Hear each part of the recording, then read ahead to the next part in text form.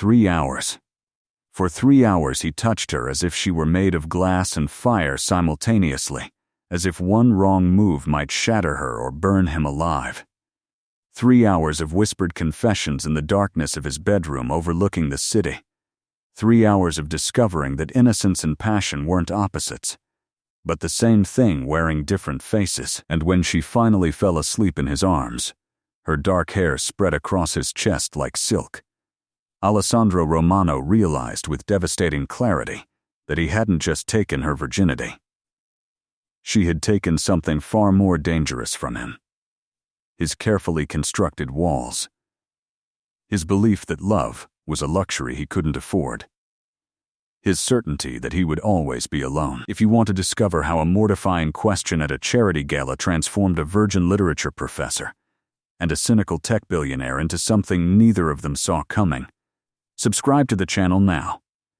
Leave a like if you believe that sometimes the right person is worth waiting for, no matter how long it takes. And tell me in the comments, do you think virginity at 28 is something to be ashamed of or celebrated? Your perspective matters here. The crystal chandeliers of the Metropolitan Museum's Temple of Dendur cast golden light across marble floors and designer gowns, transforming Manhattan's cultural elite into glittering statues of wealth and influence. The annual Tech Innovators Gala was the kind of event where billion-dollar deals happened over champagne, where startup founders desperately networked with venture capitalists, where everyone wore masks of confidence even as they calculated net worth and social capital with every handshake. The air smelled of expensive perfume, aged wine, and the particular kind of ambition that only New York City could cultivate. Conversations hummed like electricity, punctuated by the carefully modulated laughter of people who had learned long ago that authenticity was a liability in rooms like this. Alessandro Romano stood near the Egyptian temple, a glass of bourbon in his hand that he hadn't actually drunk from, watching the crowd with the detached interest of someone who had attended too many of these events to find them anything but tedious. At 35, he had built Romano Technologies from a college dorm room project into an artificial intelligence empire worth $8 billion. He was the kind of man Forbes put on covers, the kind of success story that made other entrepreneurs feel simultaneously inspired and inadequate. Tonight he wore a Tom Ford tuxedo that cost more than most people's monthly rent, his dark Italian features and ice blue eyes drawing attention he had long since learned to ignore. Women looked at him with calculated interest. Men looked at him with envy or the desperate hope of investment. He felt nothing for any of them. The evening had been predictable, until she walked in. Dr. Sophia Chen entered the gala like someone who had gotten lost on the way to a completely different event, which, as it turned out, was exactly what had happened. She wore a simple black dress, elegant but clearly not designer, her long dark hair pulled back in a loose bun that was already coming undone. She carried a worn leather satchel over one shoulder, the kind that held books rather than the tiny expensive clutches other women carried. Her face held an expression of pure mortification as she realized she had walked into the wrong fundraiser. She had been looking for the Literary Arts Foundation event happening somewhere else in the museum. Instead, she had found herself surrounded by tech billionaires. Alessandro watched her freeze in the doorway, watched her dark eyes widen behind simple wire-rimmed glasses as she took in the opulence around her, watched her bite her lower lip in a gesture so unconsciously vulnerable it made something in his chest constrict. She was about to turn around and leave when a waiter, mistaking her hesitation for shyness, pressed a glass of champagne into her hand and gently guided her further into the room. The look of resigned acceptance on her face made Alessandro smile for the first time that evening. A real smile, not the practiced expression he used for investors and journalists. He found himself moving toward her without conscious decision, drawn by something he couldn't name. She stood alone near a marble column, sipping her champagne and looking at the ancient Egyptian temple with the kind of genuine wonder that no one else in the room was capable of feeling. Everyone else was too busy networking, too focused on who could advance their careers or increase their wealth. She was simply present, absorbed in the beauty of something created thousands of years ago by hands that had turned to dust. First time at one of these? His voice was low, amused, as he stopped beside her. She startled, nearly spilling her champagne, and turned to look at him. Her eyes were dark brown, almost black, and held an intelligence that made him feel suddenly strangely exposed. "Is it that obvious?" she asked, and her voice carried the slight uncertainty of someone who wasn't used to being the center of attention. "You're the only person here actually looking at the art instead of calculating net worth," Alessandro said. "It's refreshing." She laughed, a soft sound that seemed to come from somewhere genuine. "I'm actually in the wrong place entirely. I was supposed to be at a literary fundraiser. I think I took a wrong turn somewhere around the Greek sculptures. And yet, you stayed." The waiter was very insistent. There was something about the way she said it, with self-deprecating humor and no attempt to pretend she belonged, that made Alessandro want to keep her there, keep her talking, keep her looking at him with those intelligent, unguarded eyes. "Alessandro Romano," he said, extending his hand. "Sophia Chen," she replied, shaking it. Her hand was small in his, warm, and she met his grip with surprising firmness. "What do you do, Sophia Chen?" "I teach," she said simply.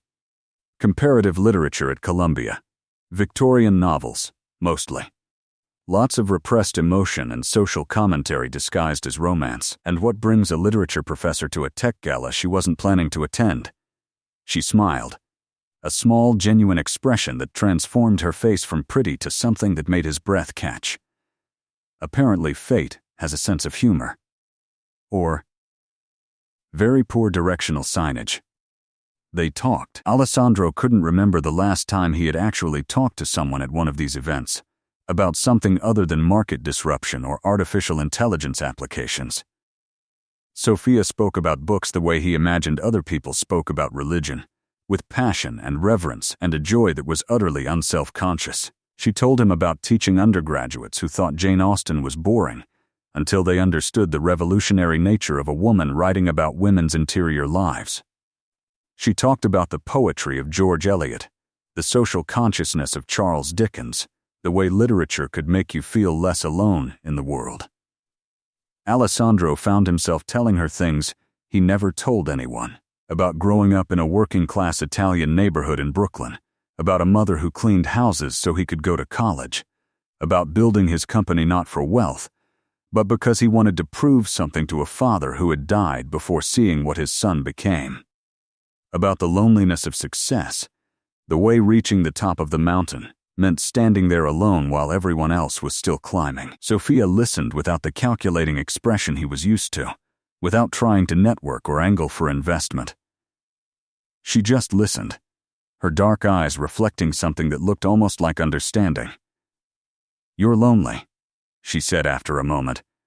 And it wasn't a question. It was a statement delivered with the kind of gentle certainty that should have offended him but somehow didn't. Alessandro felt something crack open inside his chest, some carefully maintained wall developing a fissure. "Aren't we all?" he replied, but his voice came out rougher than intended. "Some more than others," Sophia said softly. "Some of us choose isolation. Some have it chosen for us. And which are you?" She considered this, taking a slow sip of champagne. "I think I've been waiting," she said finally. "For what?" "I'm still figuring that out." The gala continued around them, but Alessandro found he had completely lost interest in everyone else in the room. They moved to a quieter corner, away from the networking and the noise, and continued talking. Hours passed. The crowd thinned. Waiters began clearing glasses with increasing frequency, a subtle signal that the event was ending. Alessandro realized with something close to panic that she was going to leave soon, walk out of this museum and out of his life, and the thought was unexpectedly unbearable. "Have dinner with me," he said suddenly, interrupting her mid-sentence about the narrative structure of Middlemarch. She blinked, surprised. "Now. It's nearly midnight." "Tomorrow, then. Or the next day. Any day you're available." There was something in his voice, an urgency he couldn't quite control, that made her study him carefully.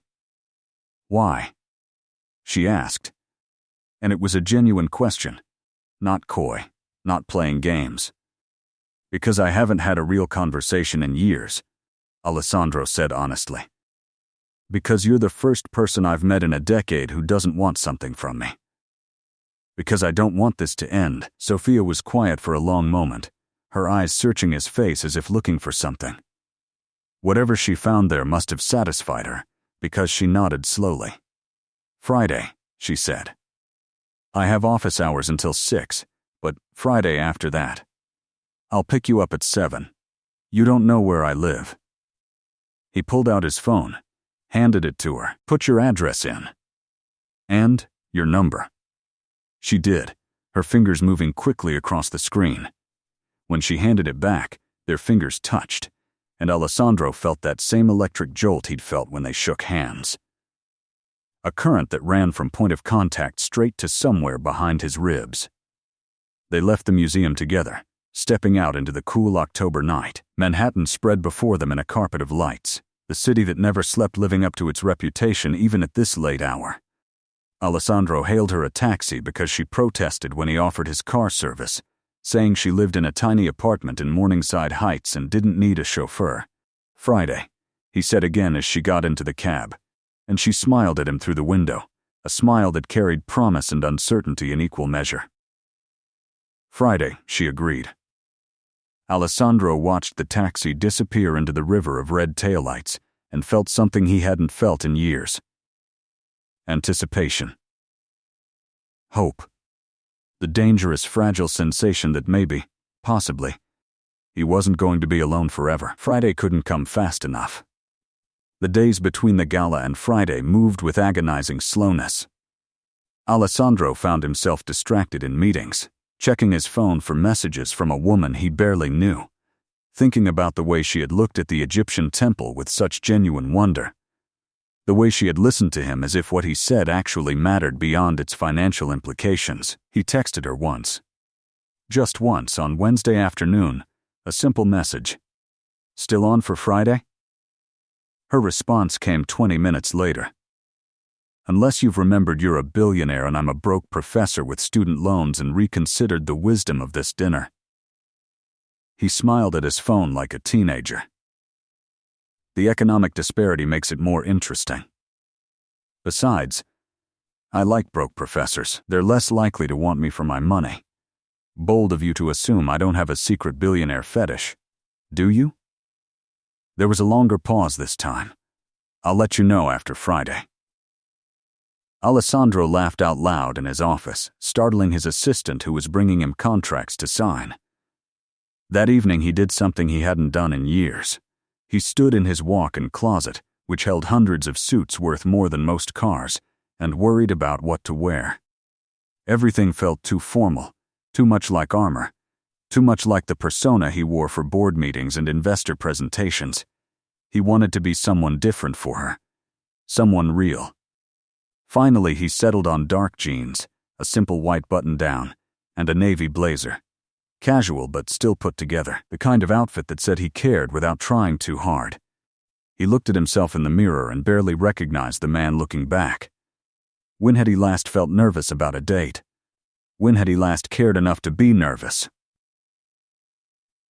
Friday evening, he stood outside Sophia's building in Morningside Heights at exactly 7 p.m. The building was old, pre-war, the kind with character that new luxury developments could never replicate.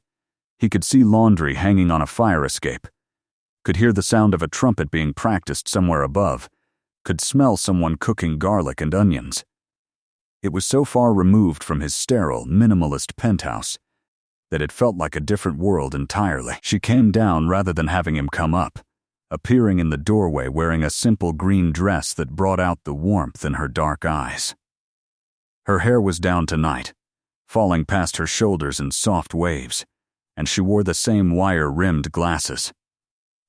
She looked beautiful in a way that had nothing to do with designer clothes or professional makeup. She looked real. "Hi," she said, and there was something shy in her smile that made his heart do something complicated in his chest. "Hi," Alessandro replied, and found himself momentarily lost for words, which never happened to him. Not in business negotiations or media interviews or any situation where words were required, but standing there looking at Sophia Chen in her simple green dress with her uncertain smile, he felt like a teenage boy on his first date, nervous and hopeful and terrified of doing something wrong. "You look beautiful," he managed finally. She blushed. Actually blushed. Color rising in her cheeks. "You clean up pretty well yourself. Much less intimidating without the tuxedo." Was I intimidating? Terrifying. "I almost didn't give you my number because you looked like the kind of man who has people to do his talking for him. I do. But I prefer to do my own talking when it matters." The weight in those last 3 words hung between them. When it matters. Implying she mattered. This mattered. And Sophia heard it. He could see the understanding dawn in her eyes. See her process what he was really saying beneath the surface of polite conversation. "Where are we going?" she asked as he opened the car door for her. Not the town car with driver he'd wanted to send, but his personal car, a sleek BMW he rarely drove himself. Tonight felt like something that required privacy, intimacy, not the formality of a chauffeur.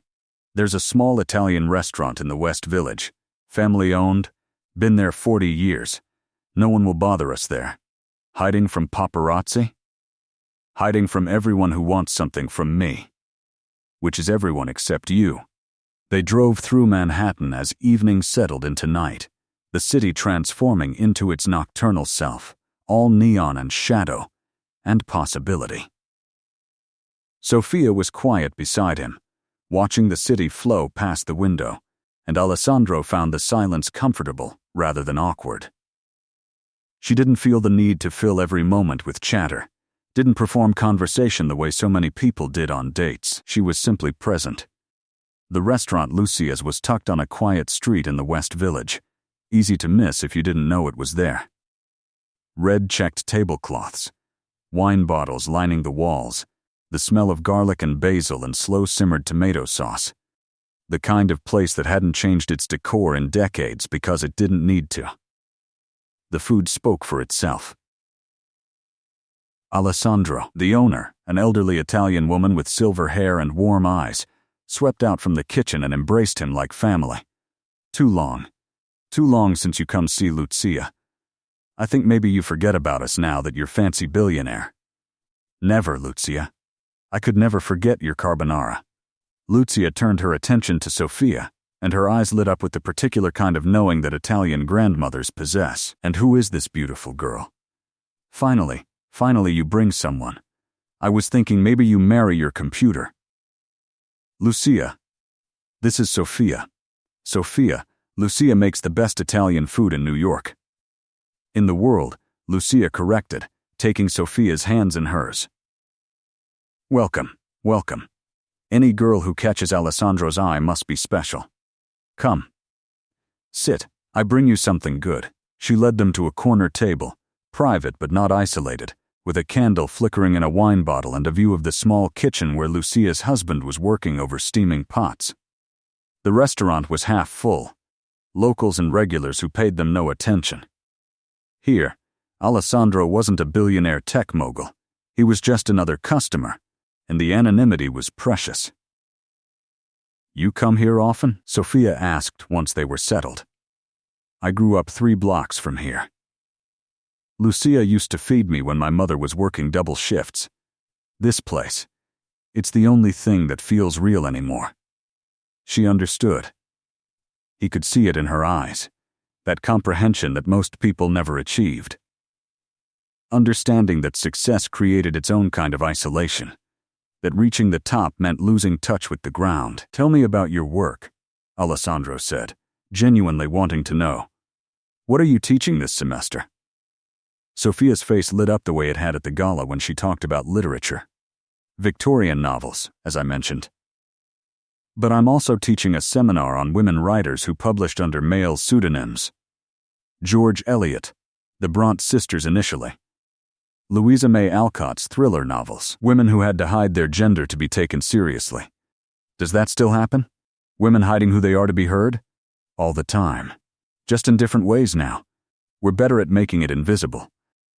They talked through appetizers, through the pasta course that Lucia brought them without asking what they wanted, through the slow consumption of a bottle of red wine that Alessandro barely tasted because he was too focused on Sophia's words, her expressions, the way she gestured with her hands when she got passionate about a subject. She told him about her students, about the particular joy of watching someone understand a text they'd initially dismissed as irrelevant, about the immigrant parents who had sacrificed everything for her education, about growing up between cultures, never quite American enough, never quite Chinese enough, finding her identity in books because fiction didn't require her to choose, about the loneliness of academia, the isolation of being the youngest faculty member in her department, the way her colleagues treated her research on romance novels as less serious than studies of male canonical authors.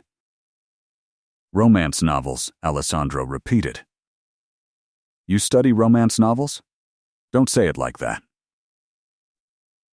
Romance is a billion-dollar industry written primarily by women for women. It's one of the few genres where women's pleasure, emotional and sexual, is centered without apology. But academia treats it as frivolous, because anything women enjoy is automatically considered less important. There was passion in her voice, conviction, and Alessandro found himself leaning forward, drawn in by her intensity. "I didn't mean to dismiss it. I'm just surprised. What got you interested in romance?" Sophia took a sip of wine. And something shifted in her expression, became more guarded, more careful. "Personal research," she said lightly, but there was weight behind the words. "What kind of personal research?" She was quiet for a long moment, and Alessandro thought maybe he had pushed too far, crossed some invisible boundary. Then she said, so softly he almost didn't hear, "I'm trying to understand something I've never experienced." "What's that?" "Being wanted. Being chosen. Being someone's priority, rather than their obligation." The vulnerability in those words hit Alessandro like a physical blow. He saw it suddenly. The loneliness she carried. The way she had learned to be self-sufficient because no one had ever shown her she didn't have to be. The way she studied love in literature because life hadn't offered her the real thing. "Sophia," he said, and his voice came out rough with emotion he wasn't expecting to feel. She looked up at him, eyes wide behind her glasses, and in that moment Alessandro made a decision. He reached across the table and took her hand, threading their fingers together. Her hand was small in his, warm, and he could feel her pulse quickening where his thumb rested against her wrist. "I'm going to ask you something," Alessandro said quietly, his thumb moving in small circles against her wrist. "And I want you to answer honestly, not with what you think I want to hear." Sophia nodded, her dark eyes locked on his. "Why are you still single? A woman like you, intelligent, beautiful, passionate about what you do.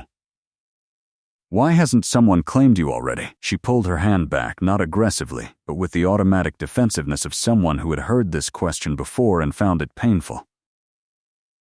Claimed. That's an interesting word choice. Poor word choice.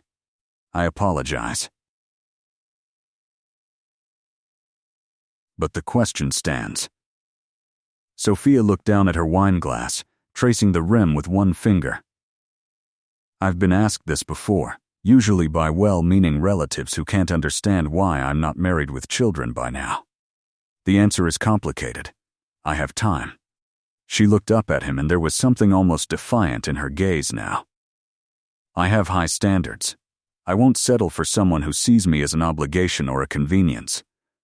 I won't be with someone who wants to own me rather than know me, and I've never met anyone who made me want to compromise my autonomy for the possibility of partnership. Until?" The word hung between them. Sophia's breath caught visibly. "I didn't say until. You didn't have to." Alessandro leaned forward again, his voice dropping lower, more intense. "I recognized you the moment I saw you at that gala. Not your face. I'd never seen you before, but something in you, some essential quality. It matched something in me that I didn't know was missing." You felt it too. I know you did. That's presumptuous. Is it wrong? She was quiet for a long moment, and Alessandro could see her wrestling with something, some internal debate about honesty versus self-protection. Finally, she said, "No. It's not wrong, I felt it, but feeling something and acting on it are different things. Why? Because I'm 28 years old and I've never—" She stopped, color rising in her cheeks, and suddenly Alessandro understood. Everything clicked into place. The way she held herself slightly apart, the careful guardedness, the research into romance novels, the waiting. "You've never been with anyone," he said quietly, and it wasn't a question. Sophia's eyes widened, mortified that he had guessed. "How did you—" "The way you talk about wanting to understand what you've never experienced. The way you study love from a distance. The way you're terrified right now that I'm judging you. Are you?" Her voice was small, vulnerable in a way that made Alessandro's chest ache. "Judging you? God, no. Sophia, I'm in awe of you." "Awe. Right." There was bitterness in her voice now. "Because being a 28-year-old virgin is so impressive. Really shows character. Or just shows that no one wanted me enough to stick around." Alessandro stood abruptly, moved around the table, and crouched beside her chair so he was looking up at her. Other diners glanced over with interest, but he didn't care. He took both her hands in his, holding them firmly when she tried to pull away. "Listen to me. You weren't chosen before because they were all wrong. Every single one of them wasn't worthy of what you have to offer. You didn't settle. And that takes more strength than most people possess. You're just saying that. I'm saying it because it's true. You waited because you knew your worth. Because you refused to accept less than you deserved. That's not something to be ashamed of. That's something to be celebrated." Tears glistened in Sophia's eyes behind her glasses. "Everyone acts like there's something wrong with me. Like I'm broken or too picky, or afraid of intimacy.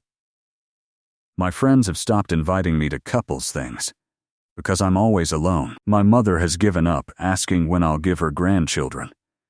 I've started to believe maybe they're right. Maybe there is something fundamentally unlovable about me. There's nothing unlovable about you. Nothing. You hear me?" Alessandro's voice was fierce now, urgent.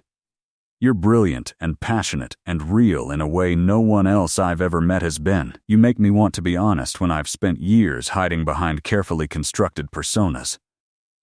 You make me feel things I thought I wasn't capable of feeling anymore.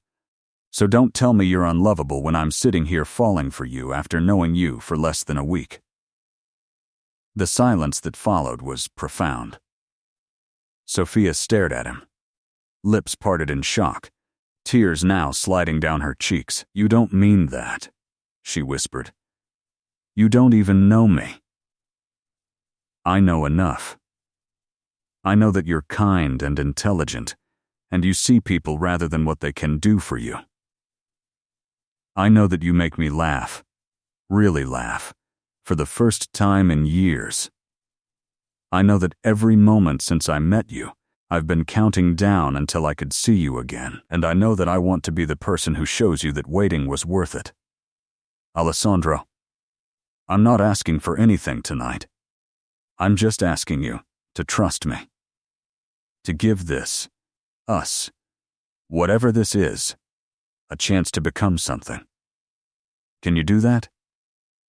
Sophia nodded slowly, unable to speak through the tears. Alessandro reached up and gently wiped them away with his thumbs, and the tenderness of the gesture broke something open in both of them.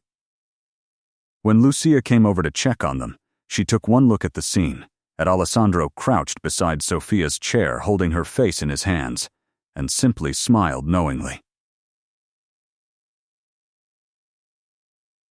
"I bring tiramisu," she announced. On the house.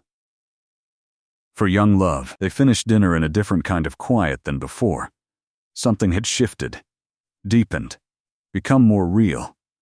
The playful getting-to-know-you conversation had transformed into something weightier, more significant. They both felt it, the gravity of what had been acknowledged between them. After dinner, Alessandro drove her home slowly, taking the long way through the park even though it was late. Neither of them wanted the evening to end. When they finally pulled up outside her building, Sophia turned to him. "Thank you for tonight, for everything you said, for seeing me. It's easy to see you when you shine this bright." She smiled, that shy, uncertain smile that made his heart do complicated things. "Can I see you again?" "Tomorrow?" "I have to grade papers tomorrow. Academic life doesn't stop for personal revelations." "Sunday, then. Spend the day with me. I'll show you my New York, the one that existed before the money." "Okay," she said softly. "Sunday." Alessandro walked her to her door, and they stood in the small vestibule of her building, neither quite ready to say goodbye. The light was dim, intimate, and they were standing close enough that he could see the flecks of gold in her dark eyes, could smell the subtle scent of her perfume mixed with the wine they'd shared. "Can I kiss you?" he asked, because consent mattered, because she deserved to be asked, because taking without permission was something he would never do. Sophia's breath caught. "I've never." "I know. We'll go slow. We have all the time in the world." He leaned in slowly, giving her every opportunity to pull back, and pressed his lips to hers with a gentleness that made her tremble. It was chaste, barely more than a brush of mouths, but Sophia felt it everywhere, a current running from where they touched straight through her entire body, awakening nerves she didn't know existed. When Alessandro pulled back, his eyes were dark, pupils dilated. "Was that okay?" he asked, his voice rough. "Yes," Sophia whispered. "Can you do it again?" He smiled, that real smile that transformed his face from handsome to devastating, and kissed her again. This time longer, deeper, his hand coming up to cup the back of her head, fingers threading through her hair. His other hand rested at her waist, thumb moving in small circles against her hip through the thin fabric of her dress. Sophia's hands came up instinctively to rest against his chest, and she could feel his heart pounding as hard as hers. When they finally broke apart, both breathing harder, Alessandro rested his forehead against hers. "I should let you go before I forget how to be a gentleman. What if I don't want you to be a gentleman?" The words surprised both of them. Alessandro pulled back to look at her, searching her face. "Sophia, I'm just saying, theoretically, what if I didn't want you to leave? Theoretically, I would tell you that we have time, that there's no rush, that I want to do this right, not fast. What if I've been waiting my whole life and I'm tired of waiting?" There was something almost pleading in her voice now. Alessandro cupped her face in his hands, looking at her with such tenderness, it made her chest ache. "Then I would tell you that waiting a little longer ensures that when it happens, it's perfect. That you deserve more than a hurried encounter in your apartment after our first date. That I want to court you properly, old-fashioned as that sounds." "Court me," Sophia repeated, and there was wonder in her voice. "Like in the Victorian novels you study, with intention and patience, and building something real before we burn it all down with passion." "You've been reading romance novels?" "I may have downloaded a few. Research purposes. Trying to understand what you see in them." Sophia laughed, the sound bright and genuine. "That might be the most romantic thing anyone has ever said to me.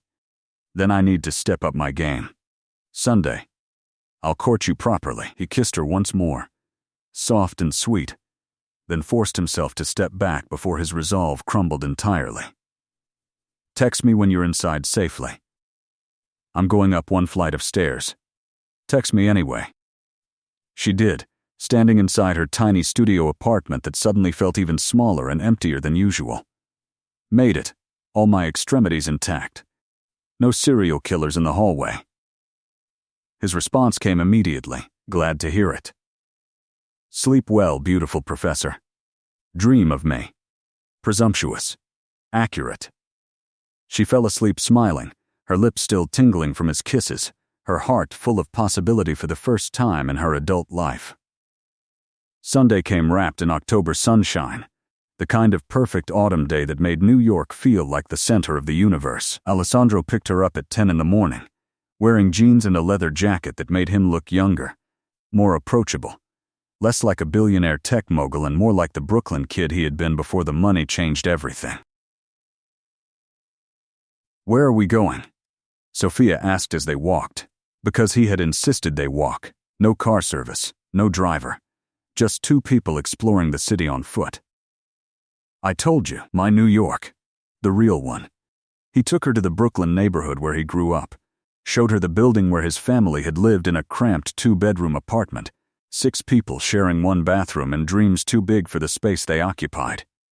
He showed her the street corner where he had his first kiss, the bodega that sold loose cigarettes to teenagers who should have known better, the basketball court where he learned that being smart made you a target but being smart and tough made you survive. They walked through Prospect Park, past the lake where he used to skip school to think, past the meadow where his mother would bring him for picnics when money was too tight for restaurants.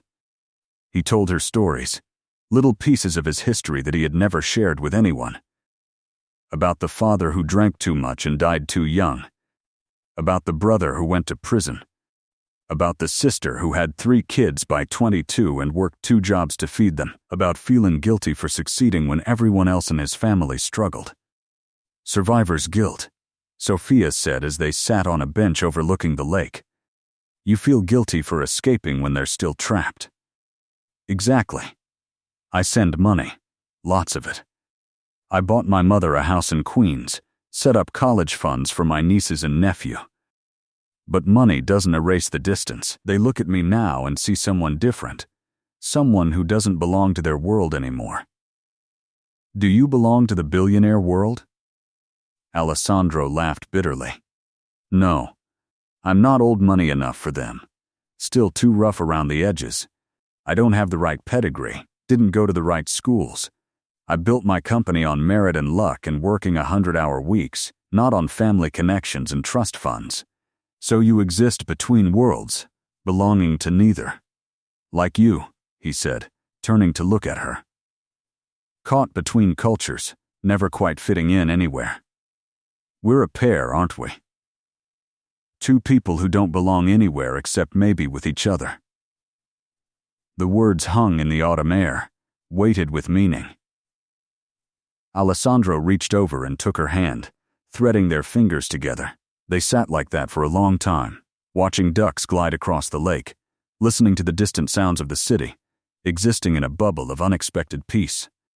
Later, he took her to a tiny Italian restaurant in Carroll Gardens, not fancy like Lucia's, just a neighborhood joint with plastic tablecloths and incredible food. They shared pasta and talked about everything and nothing. Sophia told him about her dissertation on feminist readings of Victorian sensation novels. Alessandro told her about the AI project his company was developing that could predict disease outbreaks before they happened. They argued playfully about whether technology or literature did more to advance human understanding.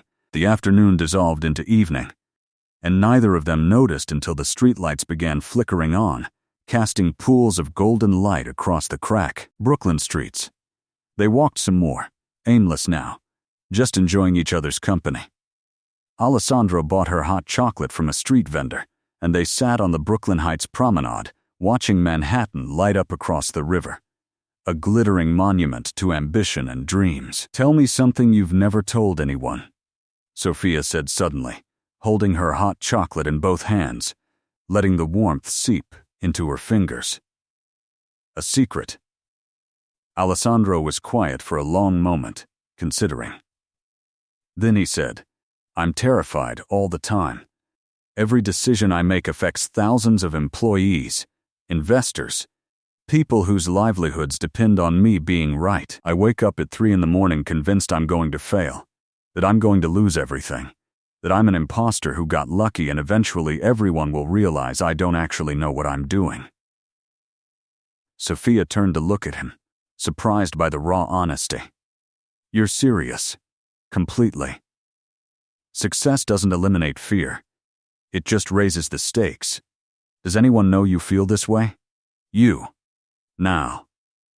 No one else. She reached over and took his free hand, squeezing gently. Thank you for trusting me with that.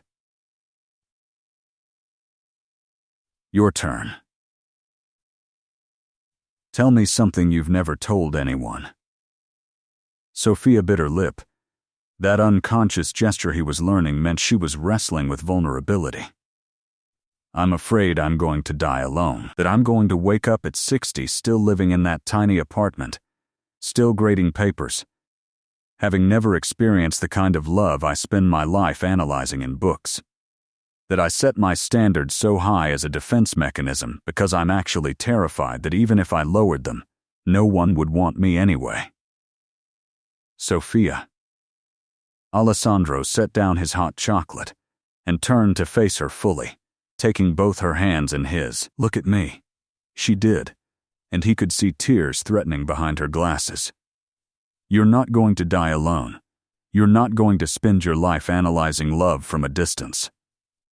Someone is going to choose you, really choose you, and spend the rest of his life proving that you made the right decision and waiting.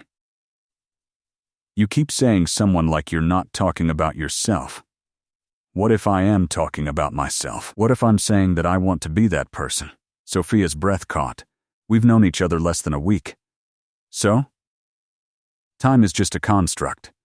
Sometimes you meet someone and you just know. My grandmother met my grandfather at a dance, married him 3 weeks later, and they were together for 56 years until he died. When you know, you know. That's insane. That's not how real life works. Isn't it? You tell me, Professor. In all those romance novels you study, how long does it take for the protagonist to recognize their perfect match? That's fiction. It's fantasy. It's not real. Why can't it be real? Why can't life sometimes mirror art?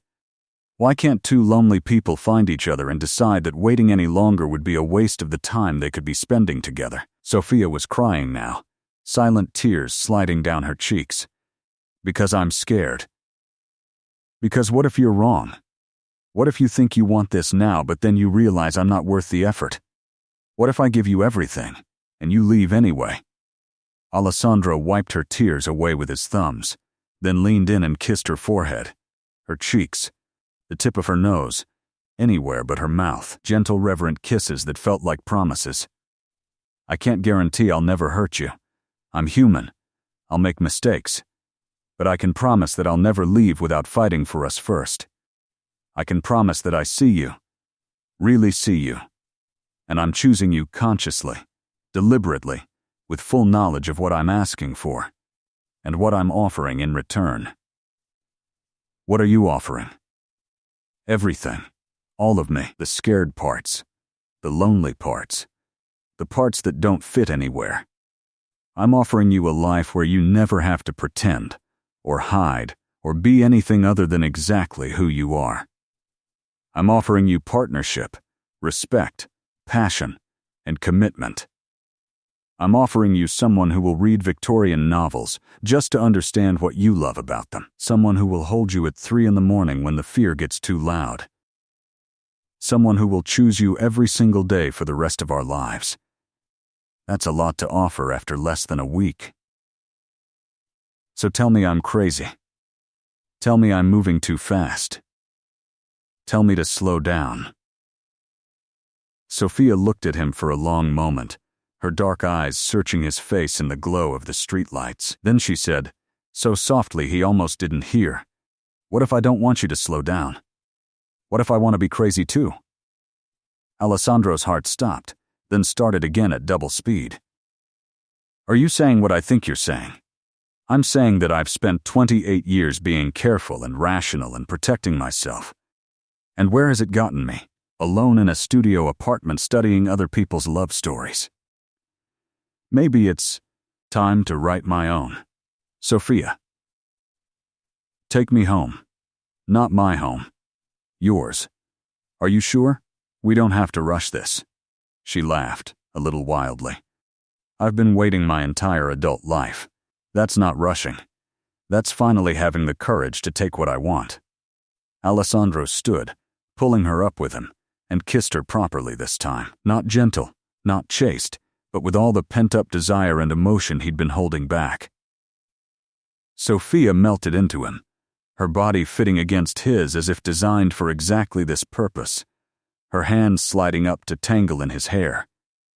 When they finally broke apart, both breathing hard, Alessandro rested his forehead against hers. Are you absolutely certain? Because once we start this, once I have you, I'm not letting you go. I'm certain. I'm terrified, but I'm certain. They took a car service back to Manhattan, and the 20-minute drive felt like hours. Alessandro kept Sophia's hand in his the entire time, thumb tracing circles on her palm, grounding them both. His penthouse was everything hers wasn't.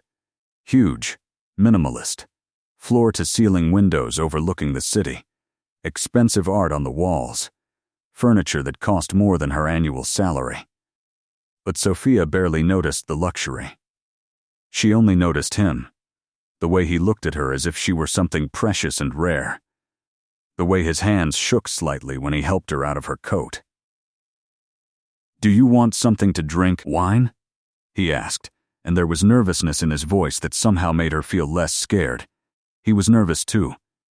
This mattered to him too. No, she said. I want you to kiss me again. He did, slowly at first, giving her time to adjust, to participate. His hands came up to frame her face, holding her like something fragile that might break if handled roughly. But Sophia didn't want gentle. Not tonight. She pressed closer, her hands sliding under his jacket, feeling the warmth of his body through his shirt. Alessandro made a sound low in his throat, something between a groan and a prayer, and deepened the kiss. His tongue traced the seam of her lips, asking permission, and when she opened for him, when she tasted him properly for the first time, Sophia felt her knees go weak. Alessandro felt it, the way she swayed slightly, and he caught her, lifting her easily into his arms. Sophia gasped against his mouth, and he swallowed the sound, carrying her through the penthouse toward his bedroom without breaking the kiss. He laid her down on his bed with a gentleness that contradicted the intensity burning in his eyes, then stepped back, creating space between them. We need to talk about this, he said, his voice rough with desire he was clearly trying to control. About what you want, what you're comfortable with, what your boundaries are.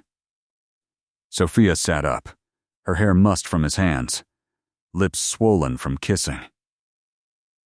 I want everything. I want you to show me everything I've been missing. Sophia, this is your first time. We should take it slow. I've been taking it slow for 28 years. I don't want slow. I want to feel everything. Alessandro closed his eyes briefly, clearly struggling with control. When he opened them, they were darker, more intense. If at any point you want to stop, just say the word. We stop immediately. No questions, no guilt. Understand? I understand. He came back to her then, kneeling on the bed, caging her in with his arms.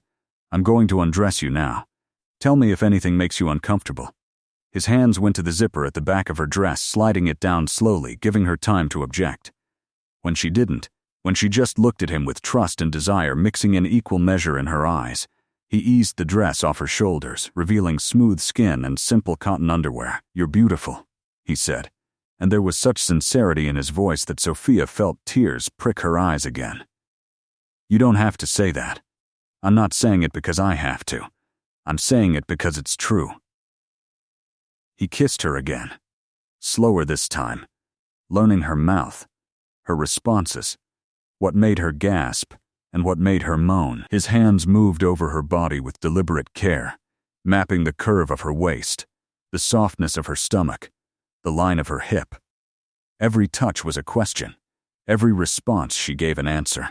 When his hand cupped her breast through the cotton bra, Sophia arched into the touch with a small cry that made him smile against her mouth. "Sensitive here?" he murmured, and she nodded, unable to form words. "Good to know." He unhooked her bra with practiced ease, tossing it aside, and for a moment just looked at her. Sophia felt exposed, vulnerable, fighting the urge to cover herself. "Don't," Alessandro said, catching her hands. "Don't hide from me. You're perfect." He lowered his head and took one nipple into his mouth, and Sophia's back bowed off the bed. Nothing she'd read, nothing she'd imagined, had prepared her for the sensation, the electric jolt that ran from where his mouth worked directly to the heat building between her legs.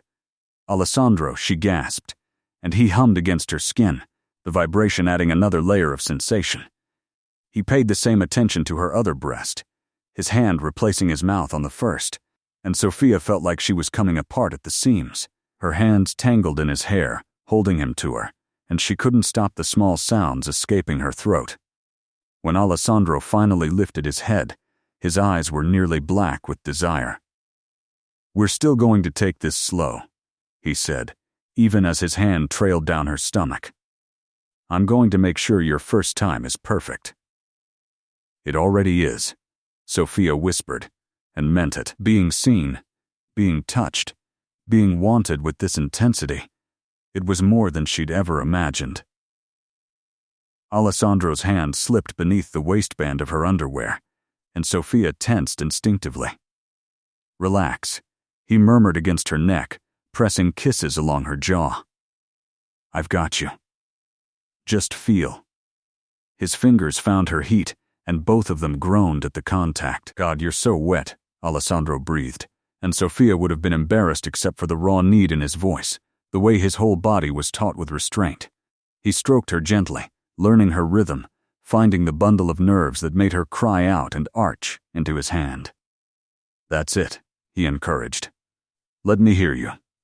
Let me know what feels good." Sophia had never felt anything like this building pressure, this need that grew with every stroke of his fingers. When he slid one finger inside her, she gasped at the unfamiliar sensation, the stretch, the intimacy of it. "Okay?" he asked, stilling, giving her time to adjust. "Yes," she managed. "Don't stop." He didn't. He worked her slowly, carefully, adding a second finger when she was ready, his thumb circling that sensitive spot while his fingers moved inside her. Sophia felt something building, tension coiling tighter and tighter in her core, and she didn't know what to do with it, how to handle it. "Let go," Alessandro said against her ear. "I've got you. Just let go." And she did. The orgasm crashed over her like a wave, unexpected and overwhelming, her body contracting around his fingers as pleasure rolled through her in pulses that seemed to last forever. She cried out his name, her nails digging into his shoulders, completely lost to the sensation. Alessandro worked her through it, gentling his touch as she came down, pressing kisses to her face, her neck, murmuring praise she couldn't quite process. When she finally went limp against the bed, trembling slightly, he withdrew his hand carefully and gathered her against his chest. That was, Sophia started, then couldn't find words. "That was just the beginning," Alessandro said. And there was promise in his voice that made her shiver for entirely different reasons. "I haven't even started showing you everything yet." He undressed himself then, and Sophia watched with wide eyes as he revealed the body that had been hidden under expensive suits. He was beautiful in a way that seemed almost unfair, all lean muscle and smooth skin, and when he removed his boxers, Sophia's breath caught. "We don't have to do more tonight," Alessandro said, even as he settled beside her, clearly reading the nerves on her face. "We can stop here." "No," Sophia said firmly. "I want this. I want you.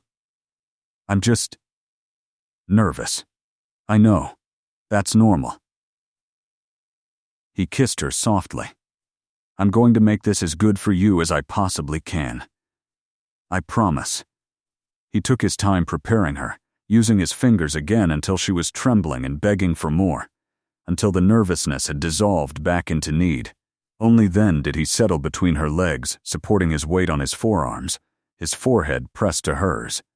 "Look at me," Alessandro said softly, and Sophia opened eyes she hadn't realized she'd closed. "Stay with me. I want to see you."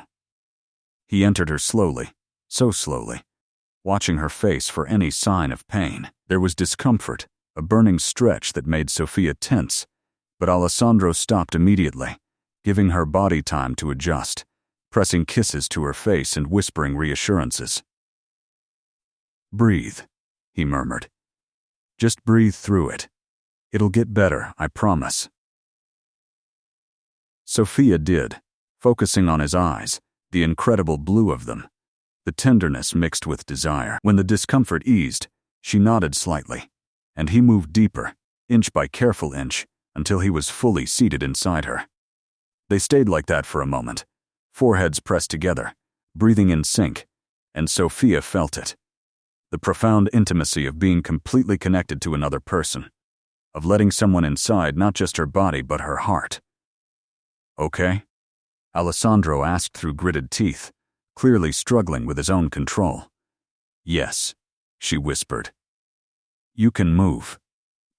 He did, slowly at first, pulling almost all the way out before sliding back in, setting a gentle rhythm that let her body learn the motion, adjust to the sensation.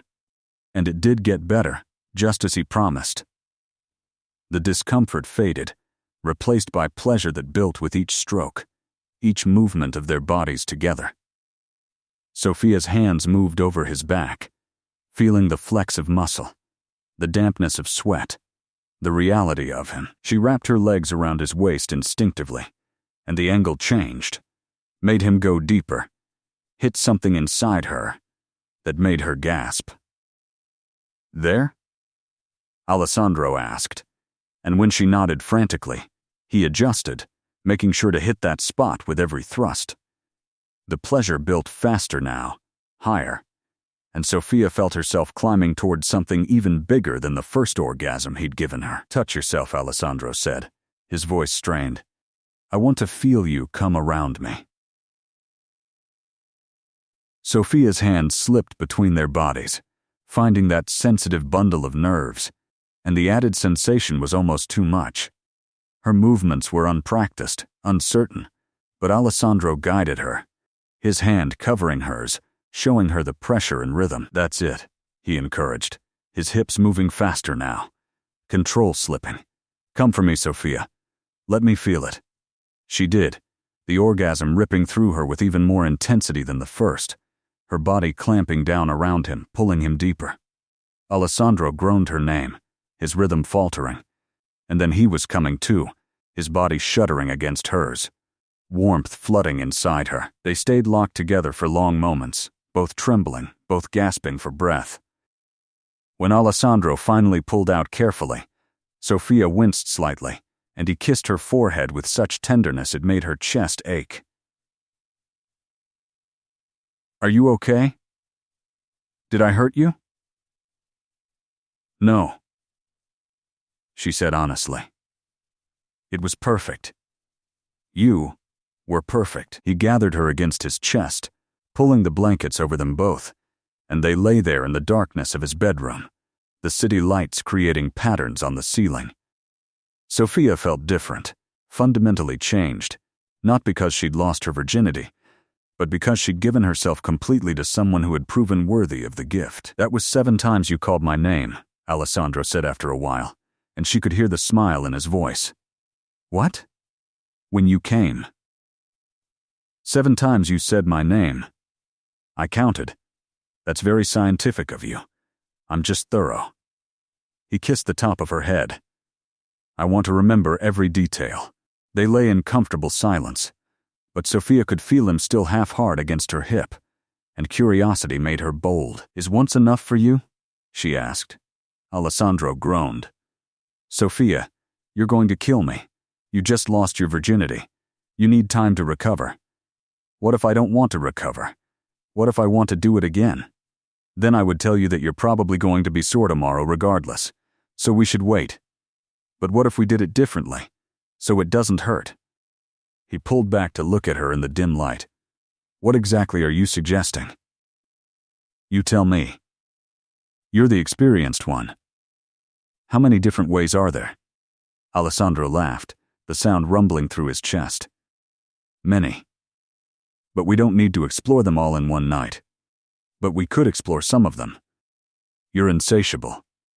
I'm making up for lost time. He kissed her, and she could feel his resistance crumbling. Okay, but we do this my way. Slow, careful, and we stop if you're in any pain. Agreed. The second time was different. Alessandro positioned her on her side, spooning her from behind, and entered her slowly from that angle. It was deeper somehow, more intimate, and he could touch her while he moved, his hand between her legs, his mouth on her neck, his body wrapped completely around hers. Sophia lost count of how many times she came, lost track of where her body ended and his began. They moved together in the darkness, learning each other's rhythms, building something that felt bigger than just physical pleasure. The third time, he let her take control, showed her how to straddle him, how to move at her own pace, how to take what she needed. Sophia felt powerful like this, watching his face contort with pleasure, feeling him deep inside her, learning that she could unmake this controlled, powerful man with nothing but her body. By the fourth time, they were both exhausted, moving together slowly, almost lazily, savoring rather than chasing release. By the fifth, Sophia was trembling with overstimulation, but she couldn't stop, addicted to the feeling of being connected to him, of being wanted with this intensity. The sixth time was desperate, urgent, both of them clutching at each other as if afraid the other might disappear. And the seventh time, as dawn began to lighten the sky outside his windows, was tender, almost reverent, a promise sealed in sweat and tears and whispered words of devotion. When they finally collapsed together, completely spent, the sun was painting the Manhattan skyline in shades of pink and gold. Sophia lay on Alessandro's chest, listening to his heartbeat slow gradually, feeling his fingers trace lazy patterns on her back. 7 times, she said softly. We actually did it 7 times. You're the one who kept insisting you weren't tired. I'm not. She paused. Okay, I'm exhausted. But it was worth it. Alessandro tilted her face up to look at him. Are you sore? Be honest, a little. But I don't care. She kissed him softly. Thank you for making it perfect, for making me feel like I was worth waiting for. You are worth waiting for. Worth everything. They dozed off as the city woke up around them, wrapped in each other's arms, the sheets tangled around their bodies. When Sophia woke several hours later, it took her a moment to orient herself, to remember where she was and why her body ached in unfamiliar places. Then, Alessandro's arm tightened around her waist, pulling her back against him, and memory flooded back. Good morning, he murmured against her neck. Or afternoon, actually. It's nearly 1. We slept that long? We earned it.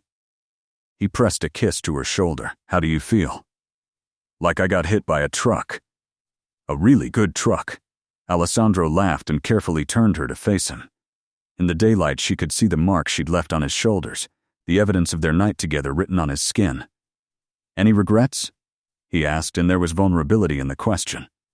None. You? God, no. Last night was. You were. Everything. He kissed her forehead. But we do need to talk about what happens now. Sophia's stomach dropped. Here it was, the letdown she'd been unconsciously waiting for. The morning after revelation that this had been a mistake, that things had moved too fast, that he needed space to think. Okay, she said, trying to keep her voice neutral. Talk. Alessandro sat up, pulling her with him, keeping the sheet wrapped around them both. I meant what I said last night. About wanting you. About choosing you. This wasn't just physical for me, Sophia. This was me committing to you in the most profound way I know how. But nothing. There's no but. I'm saying that if you'll have me, I want to build a life with you. I want to introduce you to my family. Want to meet your parents. Want to figure out how to merge our very different worlds into something that works for both of us. I want to wake up next to you every morning and fall asleep holding you every night. I want all of it. The messy, complicated, beautiful reality of building something real together. Sophia stared at him, hardly daring to believe. We've known each other less than a week. I know. And if you need time, if you need me to slow down, I will. But I also know what I want. And I want you. Not casually. Not temporarily. Permanently. Alessandro, She started, but couldn't find words big enough for what she was feeling. So, she kissed him instead, pouring everything into it. All the hope and fear and desperate want that had been building inside her. When they broke apart, she rested her forehead against his. I want that too. All of it. Even though it's crazy and fast, and completely irrational. So we're doing this? Really doing this? Really doing this. He pulled her into his arms, holding her so tightly she almost couldn't breathe, and she felt him trembling slightly. I'm going to make you so happy, he promised against her hair. I'm going to spend every day proving that you made the right choice. You already have. They spent the rest of the day in bed, not making love again because Sophia really was sore, but talking, learning each other's stories, building the foundation of something real. Alessandro ordered food delivered. Thai food because Sophia mentioned she loved it, and they ate in bed, feeding each other spring rolls and laughing at nothing and everything. Tell me about your parents, Alessandro said as they finished eating. What are they going to think about you dating a billionaire tech mogul? Sophia groaned. My mother is going to lose her mind. In a good way. She's been convinced I was going to die alone surrounded by cats. Do you even like cats? Allergic, actually. Which just made the whole scenario more tragic in her mind. And your father? He'll want to know your intentions. He's very traditional that way. You'll need to ask his permission to date me properly. I can do that. When can I meet them? You're serious about this? Completely serious. I want to do this right, Sophia. Meet the parents, Sunday dinners, the whole traditional courtship thing. Even though we maybe did things slightly out of order. She blushed, remembering exactly how out of order they'd done things. Slightly is an understatement. I regret nothing. Neither do I. She paused. They live in Queens. My dad runs a small accounting firm. My mom is a nurse at Mount Sinai. They're not wealthy, Alessandro. Our worlds are very different. I started in Brooklyn with nothing. I understand different worlds. And I don't care about any of that. I care about you. 2 weeks later, Sophia brought Alessandro home to meet her parents. Her mother opened the door, took one look at the handsome man in the designer coat holding her daughter's hand, and actually gasped. Ma, this is Alessandro. Alessandro, my mother Helen, and my father James. James Chen stood from his armchair, his expression carefully neutral, in the way of fathers meeting their daughters' boyfriends for the first time. Alessandro stepped forward and extended his hand. Mr. Chen, Mrs. Chen, thank you for allowing me into your home. Your daughter is the most remarkable woman I've ever met, and I'm honored that she's giving me a chance to prove I deserve her. The formality of it, the old-fashioned respect, clearly impressed James. He shook Alessandro's hand firmly, studying him with sharp eyes that missed nothing. Come in, Helen said, recovering from her surprise. Sophia said you were coming for dinner. I made too much food as usual. I hope you're hungry. Starving, Alessandro said with a warm smile. And I brought wine. I wasn't sure what you were making, so I brought both red and white. He held up 2 bottles that Sophia knew cost more than her parents spent on groceries in a month, but he presented them casually, without pretension. Dinner was pot roast, mashed potatoes, green beans, the kind of hearty American food that Helen had learned to cook after immigrating, wanting to fit in, wanting to belong. Alessandro ate enthusiastically, complimenting everything, asking for seconds, and Sophia watched her mother practically glow under the attention. "So, Alessandro," James said once they'd finished eating. "Sophia tells me you work in technology." "Yes, sir. I own a company that develops artificial intelligence applications, primarily in healthcare and climate modeling. Sounds complicated. It can be, but the basic principle is simple. We're trying to use technology to solve problems that affect real people: disease prediction, resource allocation, sustainable development. Making sure progress benefits everyone, not just the wealthy." James nodded slowly. "And you're successful at this?" "Moderately," Alessandro said, which was possibly the understatement of the century. Sophia knew he was worth billions, but he sat in her parents' modest Queens home as if he belonged there, as if he wasn't one of the richest men in New York. "How did you meet my daughter?"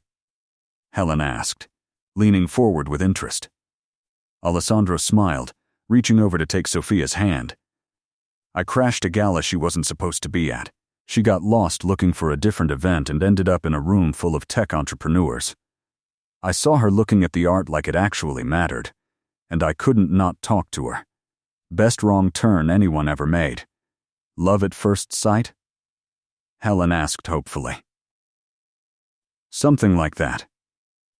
Love at first conversation, maybe. She's brilliant, your daughter. Intimidatingly so. She makes me want to be better, smarter, more thoughtful. She challenges me in ways no one else ever has." Sophia blushed at the praise, but her parents were both smiling now. "What are your intentions?" James asked bluntly. "Dad," Sophia protested, but Alessandro squeezed her hand. "It's a fair question." He turned to face James directly. "Sir, I know we haven't been dating long, but I can tell you honestly that I'm in love with your daughter. I want to build a life with her. I want to marry her, have a family with her, grow old with her. I want to be the person who supports her career, who celebrates her successes, who holds her when things get hard. I want to be worthy of the gift she's giving me, by choosing me." The silence that followed was profound. Helen had tears in her eyes. James studied Alessandro for a long moment, then slowly nodded. "You hurt her, and wealth won't protect you. I understand, sir, and I promise you, I would rather hurt myself than hurt her." After dinner, while Alessandro helped Helen with dishes over her protests, James pulled Sophia aside. "I like him," he said quietly. "He's respectful. He sees your value, and he looks at you the way I looked at your mother when we were young, the way I still look at her." "Dad," Sophia said, feeling tears prick her eyes. "He's the one, isn't he? The one you were waiting for." "I think so. Is that crazy? We've only been together a few weeks. Your mother and I knew after 2 dates that we were going to get married. When you know, you know. Time is just a construct." That's what Alessandro said. James smiled. "Then he's smart as well as rich. Good combination." When they left several hours later, stuffed with food and warmed by acceptance, Helen hugged Alessandro tightly. "You take care of my girl," she said fiercely. "She's precious." "I know," Alessandro promised. "I won't forget." In the car driving back to Manhattan, Sophia leaned against Alessandro's shoulder, feeling content in a way she'd never experienced before. "That went well," she said. "Your parents are wonderful. I see where you get your strength from. They liked you. My dad doesn't like anyone. I was terrified. What if they'd hated me? They couldn't hate you. You're too genuinely good." Alessandro kissed the top of her head. "Your mom invited me to Sunday dinner next week. Apparently it's a tradition." "It is. Every Sunday. Without fail. She'll feed you until you can't move. I'm looking forward to it. 3 months later, on a cold January evening, Alessandro took Sofia back to the cafe in Soho where they'd had their first date. Lucia had closed the restaurant early at his request, and the space was empty except for the two of them and a single table set with candles and roses. Alessandro. What is this? Sofia asked as he led her inside. This is where you agreed to give me a chance, he said softly. Where everything started. It seemed like the right place. He reached into his pocket and pulled out a small velvet box, then dropped to one knee on the worn wooden floor. Sofia's hands flew to her mouth, tears already streaming down her face. Sofia Chen, Alessandro began, his voice steady despite the emotion in his eyes. You came into my life like a miracle I didn't know I needed. You showed me that success means nothing without someone to share it with, that vulnerability is strength, that love is worth the risk of pain. You make me laugh. You challenge me intellectually. You support my dreams while pursuing your own. You're my best friend, my lover, my partner in everything that matters. He opened the box to reveal a ring, elegant and simple, with a single diamond that caught the candlelight and scattered it into rainbows. I want to spend the rest of my life proving I was worthy of the wait. Will you marry me? Yes, Sofia whispered, then louder. Yes. Yes. 1,000 times yes. Alessandro slid the ring onto her finger with trembling hands, then stood and pulled her into his arms, lifting her off her feet and spinning her around while she laughed and cried simultaneously. When he finally set her down, he kissed her with such intensity they both forgot where they were, forgot everything except this moment, this promise, this love that had survived skepticism and rushed timelines and all the logical reasons it shouldn't work. I love you, Sofia said against his lips. I love you so much. I love you too. Thank you for waiting. Thank you for choosing me. Best wrong turn I ever made. He laughed, that deep, genuine sound she loved. Best gala I ever crashed. They married 6 months later in a small ceremony at the Brooklyn Botanic Garden, surrounded by cherry blossoms and the people who mattered most. Sofia wore a simple white dress that made her look like something from a fairy tale, and Alessandro cried when she walked down the aisle on her father's arm, not caring who saw his tears. They wrote their own vows. Sofia promised to always challenge him, to never let success isolate him, to build a life full of books and laughter and Sunday dinners. Alessandro promised to support her dreams, to see her always, to choose her every single day for the rest of their lives. When they kissed as husband and wife, the small gathering erupted in applause, and Alessandro whispered against her lips, "Mine. Finally mine." "Ours," Sofia corrected. "Finally. Ours." The reception was held at Lucia's restaurant, which had been transformed with flowers and lights and enough Italian food to feed a small army. Maria gave a toast that made everyone cry, talking about how she'd known from the moment Alessandro brought Sofia in that something had shifted in him, that the lonely boy she'd fed for years had finally found home. James spoke about trust and respect and the courage it takes to believe in love even when it seems impossible. Helen just hugged them both and whispered that she'd always known her daughter was saving herself for someone extraordinary. They danced their first dance to a song Sofia had chosen, a modern cover of an old love song, and Alessandro held her close and sang softly in her ear, off-key but earnest. And she felt her heart might burst from happiness. Later, after the cake was cut and the champagne drunk, after the guests had thrown rose petals and shouted their blessings, Alessandro and Sofia escaped to the penthouse that was now officially theirs, both their names on the deed because partnership meant sharing everything. They stood at the floor-to-ceiling windows looking out at Manhattan, the city that had brought them together, the city that would always remember that night in the museum when two lonely people found each other. "Do you ever regret waiting?" Alessandro asked, his arms wrapped around her from behind, his chin resting on her shoulder. Not for a single second. You were worth it. This is worth it. Even though everyone thought we were crazy, moving too fast, especially because of that. Sometimes the right choice is the one that doesn't make sense to anyone else. Sometimes you just have to trust what you feel. He turned her in his arms to face him. I'm going to make you happy. Every single day, I'm going to try to make you happy.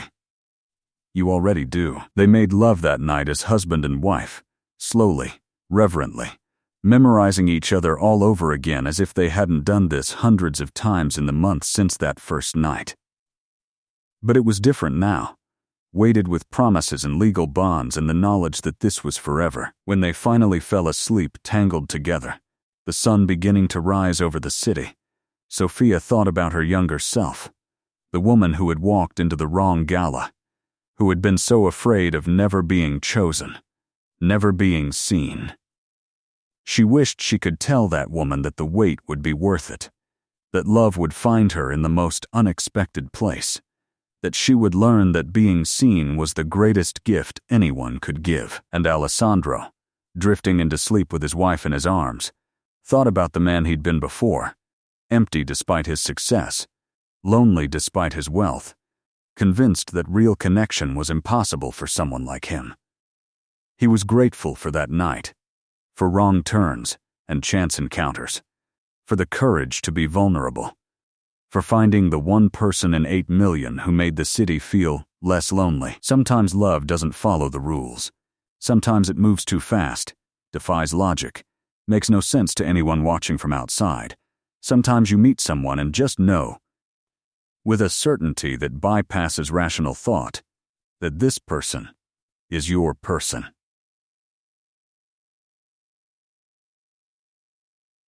Sophia and Alessandro didn't find perfect love. They found real love, the kind that requires courage and trust, and the willingness to be completely vulnerable with another human being.